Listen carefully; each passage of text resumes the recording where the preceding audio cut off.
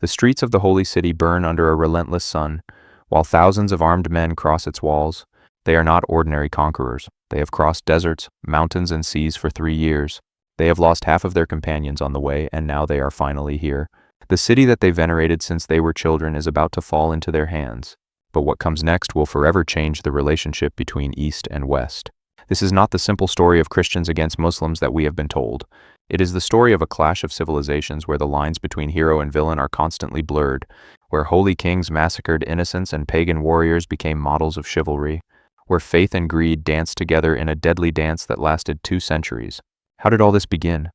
What drove French peasants to abandon their lands to die in distant deserts? Why did powerful nobles sell their possessions to finance a war in a territory they had never seen? The answer takes us 30 years back, to a moment where the Christian world felt that its spiritual center was threatened in a way that it could not tolerate. For centuries, Jerusalem had been under Muslim control. Since the year 638, when the Caliph Omar entered the city, Islamic rulers had allowed Christian pilgrims to visit the holy places. There were occasional tensions, restrictions, and conflicts, but a fragile balance existed.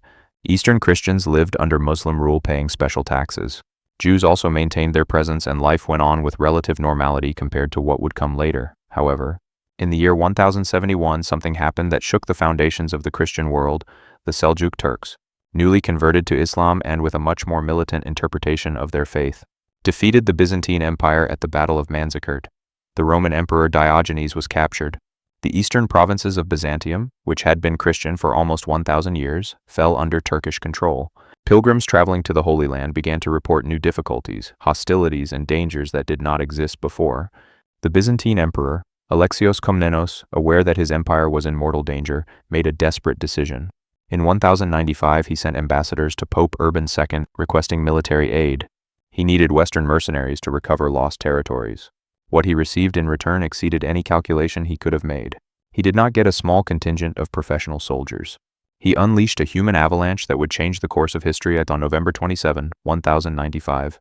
In an open field near Clermont in France, Pope Urban II climbed an elevated platform in front of thousands of people. The speech he gave that day would resonate for centuries. He described the alleged atrocities committed against Christians in the East. He spoke of desecrated churches, tortured pilgrims, holy places trampled by infidels. His words were calculated to ignite indignation and religious fervor.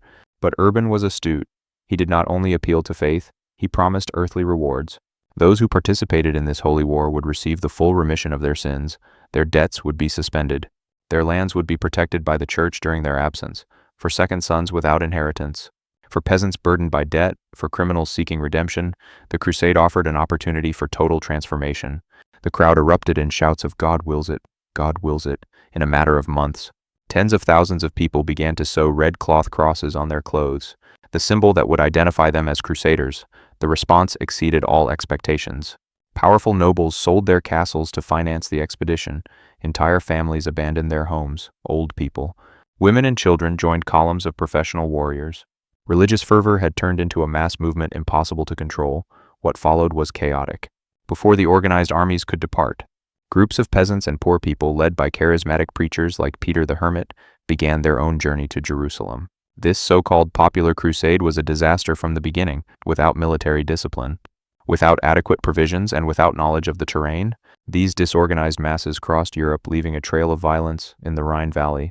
The peasant crusaders decided that before fighting Muslims in the Holy Land, they must eliminate the enemies of Christ that they had closer. They attacked Jewish communities in Mainz, Worms, and Cologne. Thousands of Jews were murdered in brutal pogroms. Some took refuge in synagogues that were set on fire with them inside. Others chose to end their own lives rather than convert to Christianity.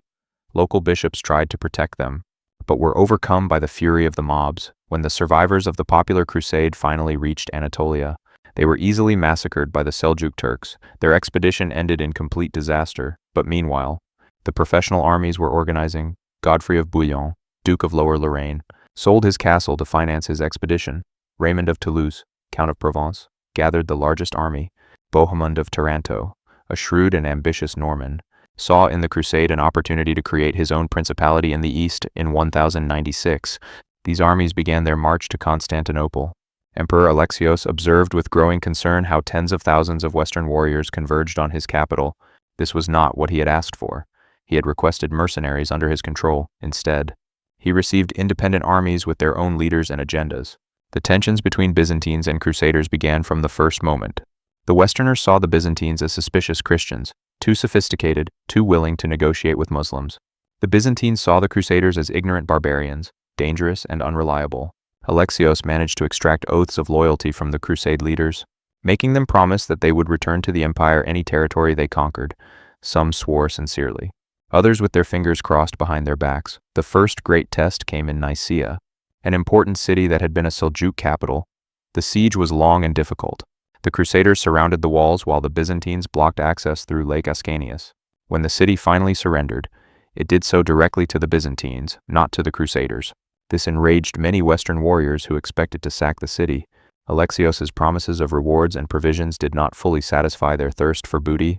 Then came Dorylaeum.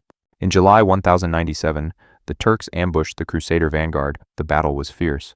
The mounted Turkish archers surrounded the heavy Christian knights, shooting arrows from a distance. The Western cavalry, accustomed to devastating frontal charges, was frustrated by guerrilla tactics they had never faced before. For hours, the result was uncertain, but when reinforcements arrived and the Crusaders managed a coordinated charge, the Turks retreated.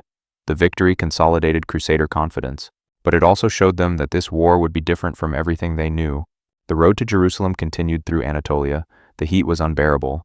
Provisions were scarce. Horses died by the dozens every day. The Crusaders drank the blood of their mounts to survive. Many abandoned their armor because the metal under the desert sun became unbearable. Diseases decimated the ranks, but they continued to advance, driven by a mixture of genuine faith and despair. Returning was impossible. There was only to keep going. In October 1097 they arrived in Antioch, one of the most important cities in the east. Its walls were formidable, built on hills and reinforced for centuries.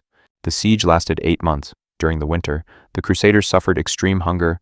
They ate their own horses, then dogs and rats. Some reports speak of cannibalism among the dead. Morale plummeted, thousands deserted, including important nobles. But Bohemond, the Norman leader, was astute. He negotiated in secret with an Armenian guard named Firuz, who controlled one of the towers. In exchange for promises of wealth and protection, Firuz allowed the Crusaders to scale the walls during the night. On June 3, 1098, Antioch fell. The Crusaders massacred the Muslim population in a frenzy of violence and accumulated vengeance, but the joy was short-lived. Days later, a huge Muslim army led by Kerboga, Atabeg of Mosul, arrived to liberate the city. Now the Crusaders were trapped inside the same walls they had conquered. The besiegers became the besieged. Hunger and despair returned with renewed force. Some tried to escape by climbing down the walls at night. Others simply waited for the end. Then something extraordinary happened. A peasant named Peter Bartholomew claimed to have had visions of St. Andrew, who revealed to him the location of the Holy Lance, the lance that had pierced the side of Christ during the crucifixion. After digging in St. Peter's Cathedral, they effectively found a lance, whether it was authentic or planted. It was never known for certain, but it did not matter. The discovery electrified the Crusaders. With renewed faith and nothing to lose, they decided to break the siege through a total sortie. On June 28, 1098, they marched out of Antioch in battle formation, carrying the Holy Lance at the front. Kerboga, confident in his numerical superiority, accepted the combat. But his coalition was composed of different factions that distrusted each other. When the Crusaders charged with fanatical despair, the Muslim lines wavered. Kerboga's coalition disintegrated. His emirs retreated with their own forces. The Crusader victory was complete and inexplicable. Bohemond claimed Antioch as his own, violating his oath to Alexios, the Byzantine emperor, furious at this betrayal, withdrew his support for the crusade. Relations between Byzantines and Westerners, already tense, broke definitely, but the Crusaders could not stop now. Jerusalem still awaited them. In January 1099, after months reorganizing in Antioch, they resumed the march to the south. Now they were significantly less numerous than at the beginning. Of the 100,000 that departed from Europe, perhaps 30,000 arrived in the vicinity of Jerusalem, but they were the toughest, the most devout, the ones who had survived 3 years of hell. Nothing would stop them now. On June 7, 1099, the Crusaders finally sighted Jerusalem. Many wept to see the walls of the holy city. They knelt and prayed. After 3 years of indescribable suffering, they were before their final objective. But Jerusalem would not surrender easily. Its Fatimid governor, Iftikhar ad-Dawla, had reinforced the defenses, poisoned the surrounding wells, and stored provisions for a long siege. The first Crusader assaults failed. Without proper siege engines and under the suffocating summer heat, the attacks crashed against the walls. Thirst became the worst enemy. The Crusaders had to walk kilometers to find drinking water. Then, In a stroke of extraordinary luck, a Genoese fleet arrived at Jaffa, with provisions and crucially with expert carpenters and wood to build siege towers, for weeks. The Crusaders built 3 massive towers and battering rams. On July 13, the towers began to move toward the walls. The battle was apocalyptic. The defenders threw stones, boiling oil, and Greek fire. The Crusaders responded with arrows and projectiles from the towers. For 2 days, the combat was uncertain. Finally, on July 15, Godfrey of Bouillon managed to set a bridge from his tower to the wall. The Crusaders threw themselves over the defenses. Once inside, they opened the gates. The Crusader army flooded the streets of Jerusalem. What followed was one of the most infamous massacres of the Middle Ages. For days, the Crusaders roamed the city, eliminating Muslims and Jews alike. The Christian chronicles written by eyewitnesses describe with horror and pride mixed how blood reached up to the ankles in some streets. The Al-Aqsa Mosque became the scene of a brutal slaughter. The Jews who took refuge in their synagogue were burned alive when the Crusaders set fire to the building. Modern estimates suggest that between 20,000 and 30,000 people perished in those days. For the Crusaders, this was divine justice, vengeance for centuries of Muslim rule over the Holy City. For the Islamic world, it was an atrocity that would never be forgotten and that would fuel the desire to recover Jerusalem for generations. Once the city was conquered, the Crusader leaders had to decide what to do with it. Godfrey of Bouillon was chosen as ruler. Although he rejected the title of king, choosing instead to call himself Advocatus Sancti Sepulchri, defender of the Holy Sepulchre, he died a year later and was succeeded by his brother Baldwin, who had no such scruples and crowned himself as king of Jerusalem. Thus was born the Latin Kingdom of Jerusalem, a Crusader state that would survive against all odds for almost a century. But its birth and extreme violence guaranteed that it would never find true peace. The Crusader states, Jerusalem, Antioch, Edessa, and Tripoli were isolated Christian enclaves in a Muslim sea. Their survival depended on divisions between their Muslim neighbors. Constant reinforcements from Europe and impressive fortifications, the Crusaders became obsessive builders of castles. The Crac des Chevaliers, built by the Hospitallers, was virtually impregnable. It could house 2,000 men and resist sieges of months. Other castles like Margat, Beaufort, and Sayon dot the Holy Land landscape as stone reminders of Crusader power, but the castles could not solve the fundamental problem, which was the lack of local Christian population to sustain these kingdoms. European settlers were never numerous enough. The Crusader states depended on local populations that were mostly Muslim, with Eastern Christian and Jewish minorities. This demographic reality created a unique situation where the conquerors had to constantly negotiate with the conquered. Some Crusader nobles learned Arabic, adopted local customs, and established pragmatic relationships with neighboring Muslim lords. A generation of Poulains emerged, Christians born in the Holy Land, whom the newcomers from Europe considered too orientalized. These men understood that survival required flexibility, diplomacy, and recognition of local realities. But each new wave of Crusaders arriving from Europe brought with it fresh fanaticism and contempt for such compromises. Meanwhile, in the Muslim world, the fall of Jerusalem had been a traumatic shock. Initially, the response was disorganized because the Muslims were deeply divided between Shiite Fatimids in Egypt, Sunni Seljuks in various fragmented territories, and local rulers who pursued their own interests. But gradually figures emerged who began to articulate the idea of jihad, holy war to recover Jerusalem. Imad ad-Din Zengi, Atabeg of Mosul and Aleppo, was the first to manage to unify Muslim territories under the banner of the Reconquest. In 1144 he captured Edessa, the first Crusader state to fall. The news shook Europe and provoked the Second Crusade. Pope Eugene III called for a new expedition. Saint Bernard of Clairvaux, the most influential monk of his time, preached throughout Europe with passionate eloquence. This time kings themselves answered the call. Louis VII of France and Conrad III of Germany led huge armies to the east. But the Second Crusade was an almost complete disaster. The two armies marched on separate routes and were constantly harassed by Turks in Anatolia. The losses were catastrophic. When the survivors finally arrived in the Holy Land, instead of trying to recover Edessa, they decided to attack Damascus. Damascus was ruled by Onur, who had been neutral and even occasionally an ally of Jerusalem against Zengi. Attacking Damascus made no strategic sense. The siege of 1148 was chaotic and ended in humiliating retreat after only 4 days. Onur, betrayed by those he considered neutral, allied himself firmly with Nur ad-Din, son and successor of Zengi. The Second Crusade strengthened the Muslims instead of weakening them. Nur ad-Din was more than a warrior. He was a political strategist who understood the power of religious narrative. He built madrasas to promote his version of Sunni Islam. He presented the fight against the Crusaders not only as territorial defense, but as a religious obligation. Under his leadership, the idea of jihad was consolidated as the Muslim response to the Crusades, but his true genius was recognizing the potential of a young Kurdish officer under his command. His name was Saladin Yusuf ibn Ayyub, the Europeans would know him as Saladin. Born in Tikrit in 1137, Saladin came from a family of military officers in the service of Zengi. He was not Arab, but Kurdish, which gave him a certain outsider position in Middle Eastern politics. But his military skill and political astuteness quickly led him to positions of power. In 1169, Saladin was sent to Egypt as part of an expedition to keep it from falling into Crusader hands. He managed not only to defend Egypt, but to become its effective ruler. When Nur ad-Din died in 1174, Saladin began to consolidate Muslim territories under his control. Gradually he built an empire that completely surrounded the Crusader states, Syria, Egypt, parts of Mesopotamia and Arabia, all answered to Saladin, but Saladin was patient, unlike his predecessors. He understood that attacking prematurely could unite the Crusaders. He waited for the right moment, building his army, securing loyalties and presenting himself as the leader destined to recover Jerusalem. His opportunity arrived thanks to the imprudence of Reynold of Chatillon, one of the most problematic Crusader nobles. Reynold was an unscrupulous adventurer who had arrived in the Holy Land during the Second Crusade. Through marriage he became Prince of Antioch and later, Lord of Transjordan. He was known for his extreme brutality and his contempt for treaties. In 1187 he violated a truce by attacking a caravan traveling from Egypt to Damascus. Among the travelers was Saladin's sister. This personal insult gave Saladin the justification he needed.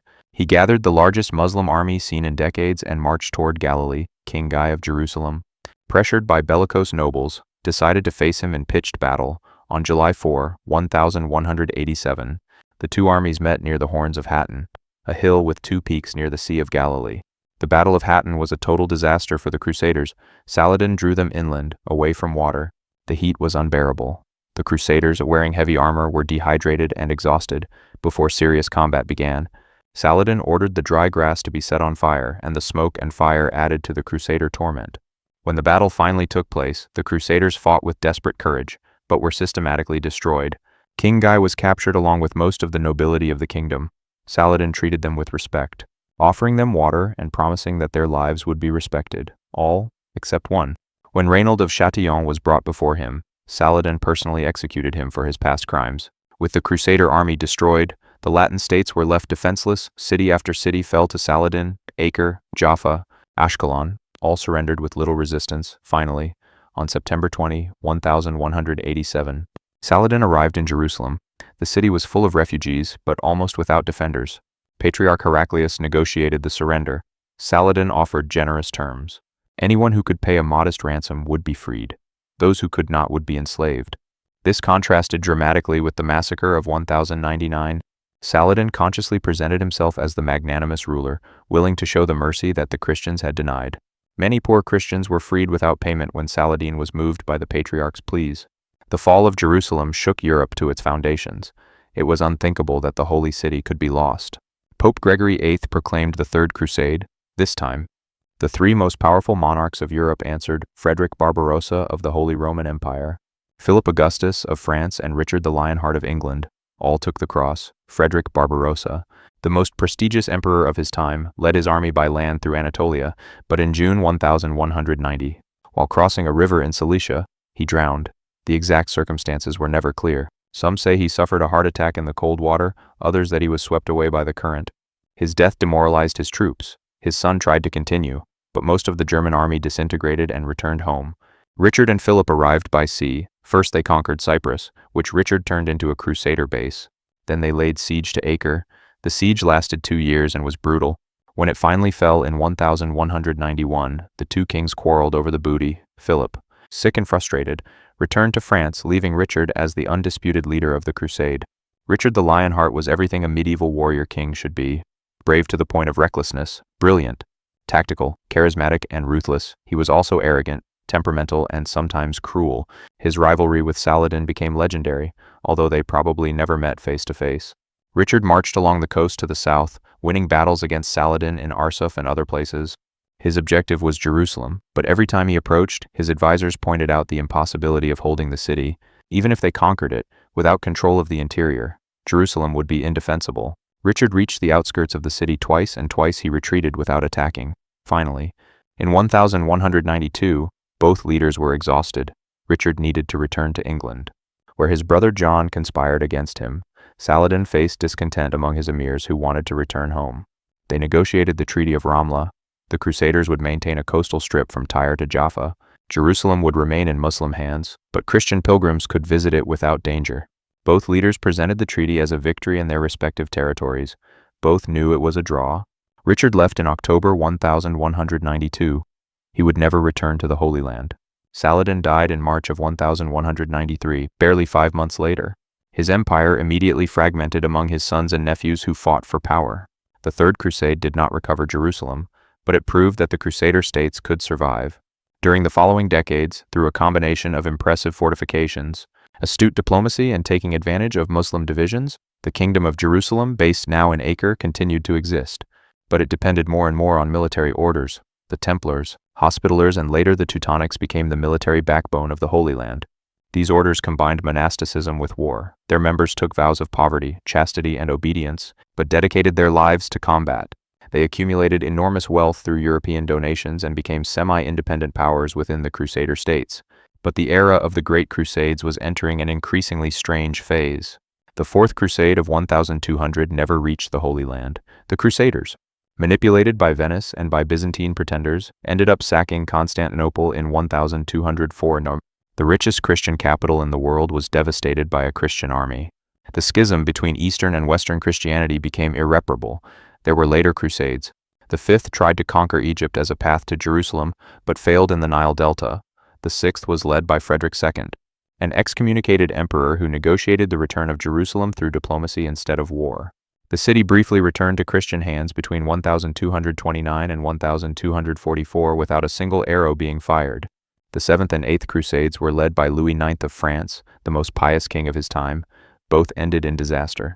Louis was captured in Egypt during the Seventh and died of illness in Tunis during the Eighth. His body was boiled to separate his flesh from his bones, allowing his remains to be transported back to France. He was canonized shortly after. Meanwhile, a new threat had emerged in the east, the Mamluks. Slave soldiers of Turkish and Circassian origin had taken power in Egypt. Under leaders like Baybars and Kalawun, they launched a systematic campaign to eliminate the Crusader states. City after city fell in 1268. Antioch was conquered and its population massacred. In 1289, Tripoli fell in a similar way. On May 18, 1291, after a siege of 6 weeks, Acre finally fell to the Mamluks. The last great Crusader city in the Holy Land was conquered. The defenders fought with suicidal despair, knowing there would be no ransom. When the walls were finally breached, the slaughter was total. The few survivors escaped by sea to Cyprus. With the fall of Acre, the Crusader presence in the Holy Land came to an end. 200 years after the call of Pope Urban, the last Christian warriors were leaving the shores of the Levant. The castles they had built remained as empty monuments to their failed ambition. The military orders withdrew to Cyprus and Rhodes, looking for new purposes. The legacy of the Crusades was complex and contradictory. For the Islamic world, it consolidated a narrative of resistance against Western invasion that resonates until today. The memory of the Crusades became a political tool invoked by modern leaders. Saladin was transformed into a pan-Arab hero by 20th century nationalists.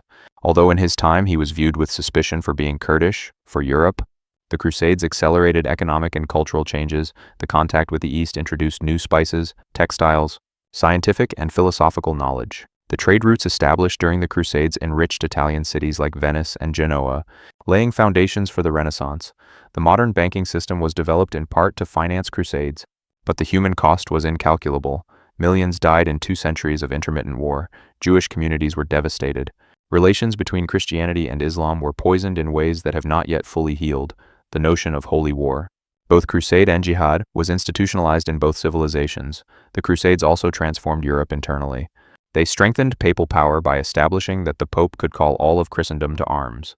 They weakened the feudal nobility by forcing the sale of lands to finance expeditions. They created a chivalric culture that idealized the Christian warrior and established precedents of European colonization in distant territories that would resonate centuries later. For the Byzantines, the Crusades were disastrous. The sack of Constantinople in 1204 weakened them fatally. They never fully recovered their power. When the Ottoman Turks finally conquered Constantinople in 1453, they indirectly fulfilled what the Crusades had initiated, the end of the millenary Eastern Roman Empire. Today, the Crusades remain one of the most controversial episodes in history. For some, they represent the courage to defend the faith. For others, religious fanaticism in its most destructive form. The truth, as always, is more complex. They were wars of conquest disguised as pilgrimage. They were genuine expressions of faith and cynical exercises of power. They were clashes of civilizations and pragmatic collaborations between them. What began in a field near Clermont in 1095 with the passionate speech of a pope ended on the beaches of Acre in 1291 with the last crusaders fleeing to the sea. Between those two moments, 2 centuries of war, trade, fanaticism, heroism, betrayal and transformation permanently changed both the East and the West. The consequences of those crusades still resonate in our world, reminding us that history never really ends. It simply transforms into new forms that continue to shape our present.